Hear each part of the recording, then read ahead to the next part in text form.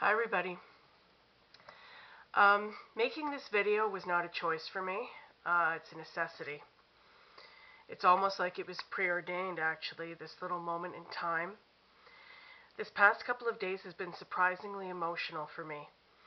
I thought I'd left all the fat hatred and fat bashing behind me in grade school. But no, it's very much alive and well. In fact, it's thriving.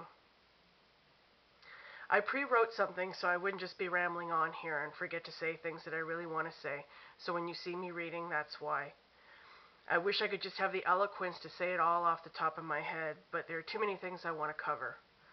I may ad-lib now and then, though. I'm speaking for myself, and I'm also speaking for all fat people. I consider it my privilege to speak for them. I'm sure that most of you have heard about the Marie Claire controversy by now. A woman named Maura, a blogger for Marie Claire, posted an unbelievably harsh and nasty article with Marie Claire editor Joanna Cole's blessing about how disgusted she is by fat people. I won't quote her directly and give her abusive garbage another airing here. If you haven't seen the article yet and you want to, it's on my Facebook page, but it's all over the internet so you can see it anywhere. But I'll paraphrase a couple of the things that she said. First of all, she said that seeing rolls and rolls of fat while fat people make out grosses her out. And secondly, she expounded upon that by saying that even the sight of a very fat person walking across the room was aesthetically displeasing to her. Now imagine that.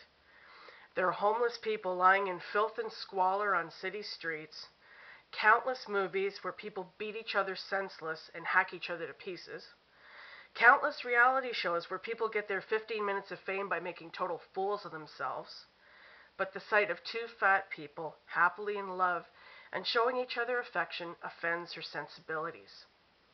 Doesn't that boggle your mind a little bit? People, especially nasty, mean-spirited, miserable, self-hating people, hate seeing anyone else happy, but especially fat people. God forbid if a fat person should kiss or cuddle with someone in public or have a sex life. Oh my God. Fat people aren't supposed to be happy, especially if a thin person isn't. They deserve it so much more, don't they? This article was all triggered by the TV show Mike and Molly, which up to now has probably gotten meager ratings. I haven't seen it myself. I hate sitcoms. I'm more of a documentary type watcher. I'm sure the next show's ratings will go through the roof now, though, which is one good thing that may come out as a result of all this. Anyway, I was genuinely surprised at the feelings this article brought up in me, as well as the comments that flooded the Marie Claire Facebook page, where quite a few other fat haters showed up to applaud Kelly's statements and express their own disgust, disdain, and displeasure with fat people. It brought me back to grade 7 when I was bullied relentlessly by a group of 3 boys.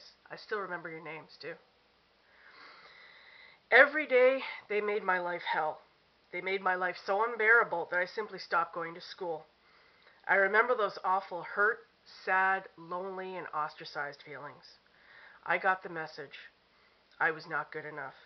I was not worthy of respect. I was not worthy of civility. I was not worthy of anything. Those feelings stayed with me for a very long time, and I have to admit that they will never entirely go away, that the pain they put me through still lingers inside today. There is no doubt that being a fat person makes life more difficult. So no doubt a lot of you out there will ask, so why don't you just lose weight? Wouldn't that just be the logical solution? Well, thank you very much for that question. If it weren't for you, it would never have occurred to me, you geniuses. I've been overweight for most of my life. I've been on countless diets. I have tried desperately to conform to our society's sick ideals. At one point, I starved myself for 6 months and lost over 100 pounds.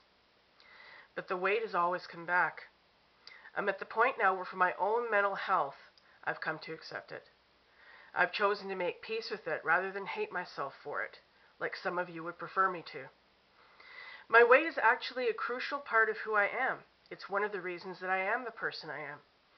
And I think it's safe to say that it will probably never really go away entirely in a healthy way to any significant degree. So I do my best. I try to love myself the way I am. I try to eat healthy and get regular exercise, and I usually do, believe it or not.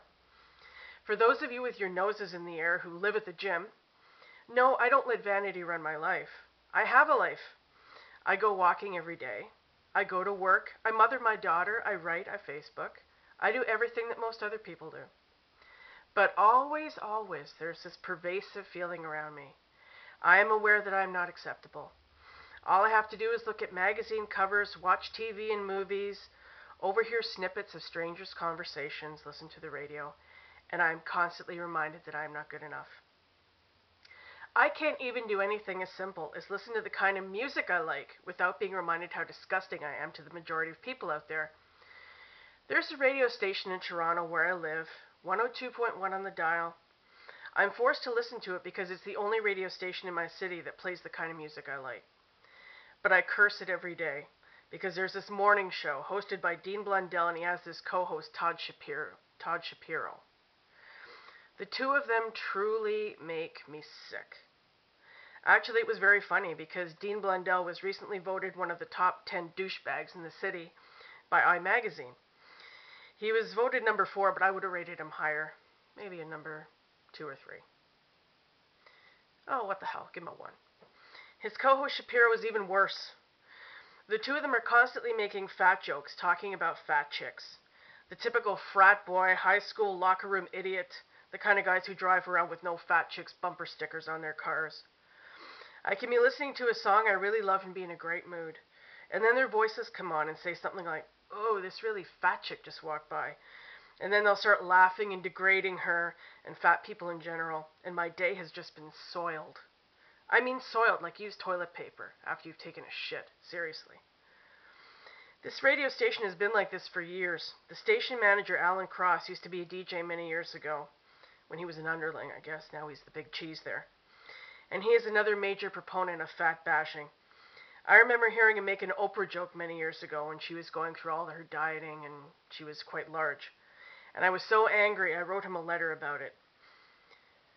I'm sure it's one of the job requirements to be a fat hater to work at that station because I'm constantly hearing it over and over again on that radio station. It's no coincidence. But I'm digressing here. CFNY DJs are just one of the annoyances I have to deal with. They're, small potatoes. Anyway, this Marie Claire article also brought up feelings of rage. I mean really fiery, powerful, hot, just bursting to get out of me rage. I started thinking about all the injustices and mistreatment as a fat girl and then as a fat woman that I've been subjected to over the years. So many things have been denied to me. So much meanness and nastiness has been flung at me. And basically I've been powerless about it. There are no laws to protect me from it. Anyone can walk past me and call me a fat bitch and laugh at me, and there's really nothing I can do about it. They won't suffer any consequences for it. Imagine if a thin person were constantly subjected to that kind of abuse. Imagine the outrage.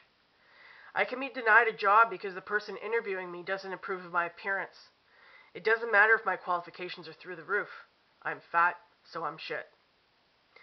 Any bitch like this one who wrote the article can write a piece of garbage and have free rein to disrupt my day, disrupt my thoughts, my peace of mind that I've worked so hard to strengthen.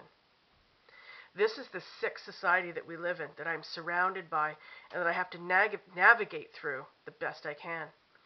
We've allowed fat people to be marginalized and treated like subhumans, not worthy of fair pay, respect, or compassion. But most of all, what we don't deserve the most is love. God forbid that we should find someone who sees past the cellulite and fat rolls and loves us anyway. That is just too much for society to take. It actually angers some people. How dare we kiss and have sex and be happy? That's just not kosher. Now, I'm not saying I'm constantly abused and mistreated. I left those days behind me in grade school. I think I carry myself visibly with enough dignity and self-respect that no one in their right mind would dare come up to me and say the kinds of things to me now that those boys in grade 7 said to me back then. I'm not that shy, scared, intimidated little girl anymore, sorry. And if you're the kind of person who would, well, take your chances and see what happens.